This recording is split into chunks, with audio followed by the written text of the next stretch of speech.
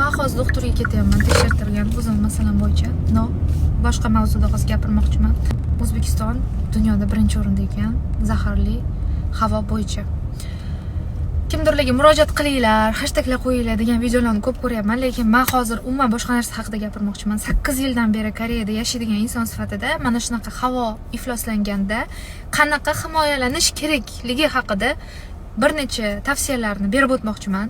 Baraka toping, saqlab qo'ying va bajaring. O'zingizni sog'ligingiz uchun albatta bajaring va videoni tanishlaringizga yuborib qo'ying. Birinchi qiladigan ishimiz bunaqa rasvo havoda mana shunaqa KF94 degan maskani taqib yurish.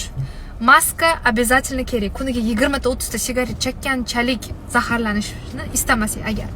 Keyingisi iloji boricha qurilishlar bo'layotgan changli joylardan yurmaslik. Buni ilojini qilsak bo'ladi. Sal vaqtimiz ko'proq ketsa ham aylanib o'tsak bo'ladi. Undan keyingisi dizel mashinalarda iloji boricha harakatlanmaslik.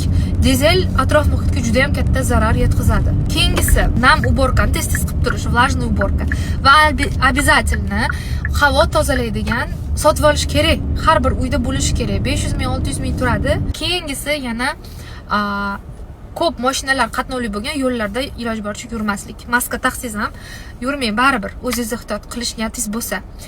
Xullas, bitta bo'lsa ham daraxt kesilishini oldini oladigan bo'lsak, bundan keyin bitta bo'lsa ham har birimiz novda ekadigan bo'lsak, ekologiya o'zini joyiga tushadi. Davlatdan nimadandir so'rashdan oldin insonlar o'zi uchun ham harakat qilish kerak. Toza havo uchun o'zimiz, har birimiz harakat qilishimiz kerak. Shuning uchun sog' bo'linglar, o'zingizlarni ehtiyot qilinglar, oilangizni ehtiyot qilinglar va albatta toza havonizni ham ehtiyot